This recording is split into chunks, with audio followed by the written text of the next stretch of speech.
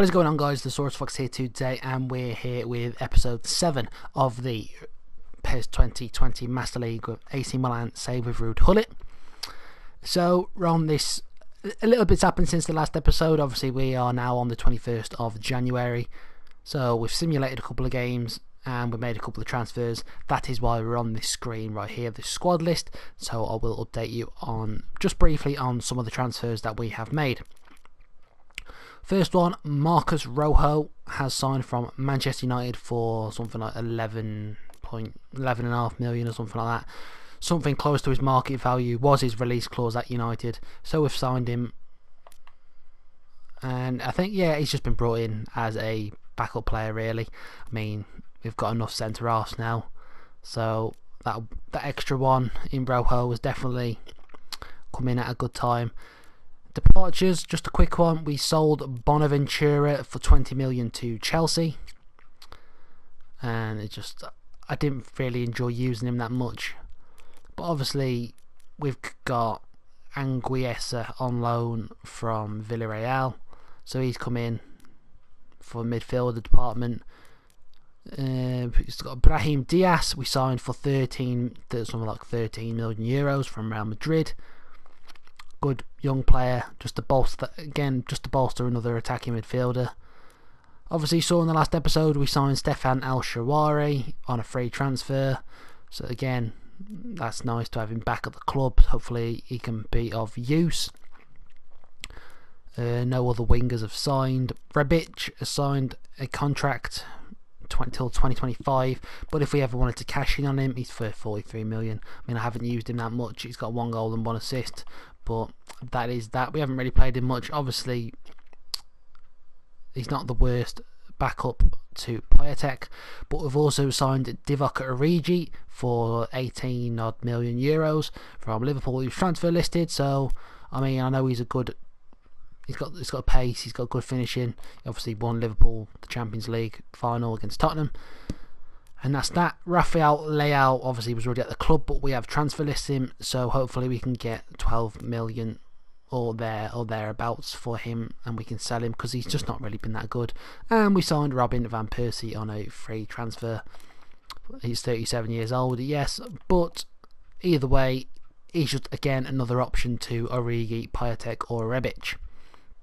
So generally now, if I can just sign one more central midfielder, I'm happy with the depth of the squad, because obviously the games we're playing, a lot of players are getting tired quick enough because they're playing more than what they should be. So we've got 4 strikers, 3 left wingers, as you can see, 2 right wingers, 2 attacking midfielders that we use, 3 central midfielders, and we've got Bigley and Benacar, obviously defensive midfielders, and Anguissa on loan. That makes that 3. Caldara and Conti, 2 right backs. Ricardo Rodriguez, who I don't think's going to be in the team much longer because he is getting older, so maybe Theo Hernandez does start getting played. The Frenchman, and that's 2 left backs, and we have 6 centre backs and 2 goalkeepers, and that is just the depth of the team. So let's go and just update you on the results from the games we've simulated, and we'll get into today's episode. So since the last episode where we ended against Cagliari, match day 19, match day 20 we were away to Parma, we won 2-0. Then we went back at San Siro, match day 21 against Brescia, where we drew 1-1, and we drew 1-1 with Spal as well. They're 2 games we should have won. Well, I would have liked to have won, but a draw's a draw, I suppose. That's 4 points from 3 games, and anything's better than a loss. So today's episode, match day 23, playing at home against Atalanta, away to Napoli. Hopefully we can get a bit of vengeance on Napoli after that pitiful battering last time we played them of 3-1, I think it was, if I remember rightly. Yeah, we got battered 3-1. Come back to today's results. And we also play Roma, where we got that pullback, that late draw. So they're them games, and I've just seen we're playing Manchester United in the Europa League. I've had comments on the first couple of episodes saying, "Oh, just how do you do whatever. Like just get eliminated from the Europa League for realistic sake. But now I've seen we've got Manchester United, I think we've just got to go for it, to be perfectly honest with you. We qualified in second place in the group stage. We've got Man United. That's going to be an absolute cracker of an episode. Man United, Inter Milan, and Man United again, and possibly squeeze the Lazio game in. So that could be a 4-game special. But for the time being, that is that. We've still got £86 million, 86 million euros, 86.9 million euros. So I'm definitely going to look for another central midfielder, like I say. So enough talking. We're actually up to 5th in the league on 38 points, but hopefully we can start turning games into wins, getting more 3 points, and then get into that top 4 at least for the Champions League next season. Obviously we had a updated board meeting over the objective, saying top 7 is now the target because of the start we had. So top 7, it's quite achievable. We just need to maybe not finish 7th, maybe get that Champions League place, that Champions League qualifying place. So yeah, definitely this time let's go and play the first game of this episode. Well, good evening wherever you are on this most pleasant evening. There has been a clamour to get inside the ground tonight for a much anticipated game. The roads outside of the stadium have been bumper to bumper with traffic. The car parks are full. There is a torrent of humankind making its way from the nearby station, and we expect every seat to be filled. An atmosphere of great expectation and excitement. Jim, what's he all about?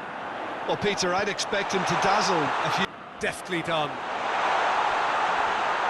Olu looking to get on the end of this. Gets up to head it! He's been taken down and the referee has pointed at the spot. And that really is the last thing they wanted to do.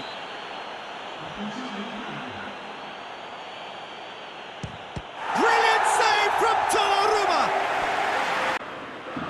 Towering header! There's a long ball. Short Zapata! Great leap! Oh, him out. Oh, it's opened up nicely for him. Is it? The referee has seen enough. Frustrating game. So not the most entertaining matches, a 0-0 draw against Atalanta. But yeah, I mean, we had a couple of chances, but they weren't much. I think Rojo did alright apart from the penalty we give away. Origi did alright, he had one chance I think. But I've got to put the time from 8 minutes to 10 minutes just because I'm used to 10-minute matches, but I've been playing on the 8-minute matches. I'm not saying that's why we're playing bad, obviously not much difference between 8 and 10 minutes anyway. Just see if we can get these a bit longer and see if we can get a bit more happening. So we've got a tough game against Napoli, so let's advance and play that. Well, welcome everybody to a part of the world where football really matters. Here's the delivery. That's a good block, but at the expense of a corner. Hoists it forward. And it's played. Hits one! Goal! Milan! Simplicity itself. It was quite fair. The criticism he received, he was blocked. Shoots! He'll have a go.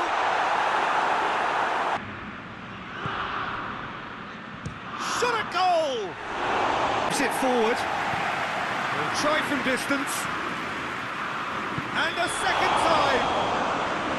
The assistant referee rightly gives him offside. And Milik! It's back. And the referee brings it to a close. What a game. End to end. So a nice win against second in the league, Napoli. There is just a real problem in this game, man. It's just the teams. The first man's quick enough to close you down, but then the defence drops off. So it's never really. It's quite set. It's quite. Nothing really changes.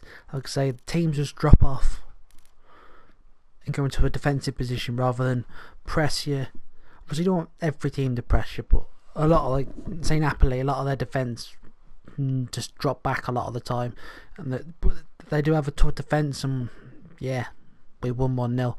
So still on 42 points. Well, just on 42 points. Actually only lost 4 games this season. I feel like we've lost a lot more with the position we're in. But no, 4 games it is. Transfer deadline day coming up. I've got a few squad numbers to edit, as you can do that in the transfer windows. And Roma is the next game, who are in 7th. Evening, wherever you are on this most pleasant evening, there has been a clamatory challenge. It's the through ball. Oh, hit into the middle. Towering header! Florenzi! Çalhanoğlu! And a shot! The second half brings a change to the scoreline at the break. Tries a shot! Sticks it away! And the second half is off to a flyer! It's Pastore! It's anyone's ball. Oh, that is asking for trouble. And the shot! Gets up to head it! Oh, real danger here. Goes down, but nothing. He's got through.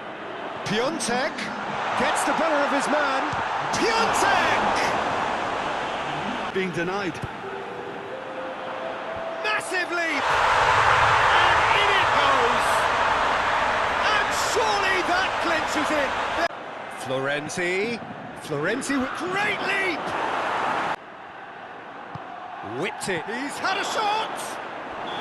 And that is the last effort of the game. The manager heads down the tunnel, swathed in satisfaction. His team have carried out his instructions to the word, and they have got their win. How do you look back on the game then, Jim? There's a solidity about them, almost. What a much better performance from ourselves. 9 shots, 6 on target. Much more better in the attack department. A lot of corners, a lot of chances. But just looking at these results here, Parma thrashing Napoli 4-0. So nice 2-0 from us. Inter Milan losing 2-0 to Torino. Juventus winning over Udinese. But we are still 6th in the league.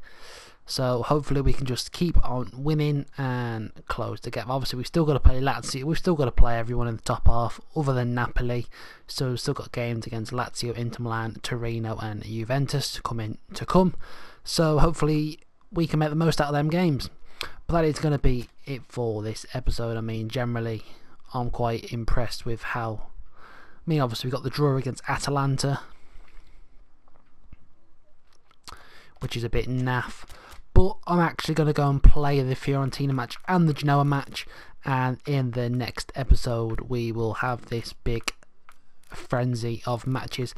Manchester United, San Siro again against AC Milan, but then we go to Old Trafford and we play Ole Gunnar Solskjaer's team in the second leg of the round 32 Europa League, and possibly, depending on how things go, might squeeze the Lazio game in. And then again,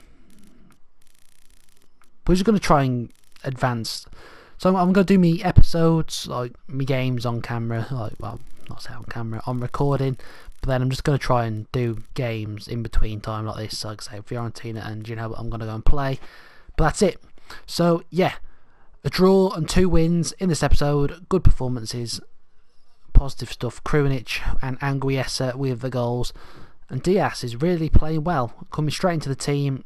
He's doing well for his price tag. So thanks for watching this episode. Hope you enjoyed. Please leave a like and subscribe.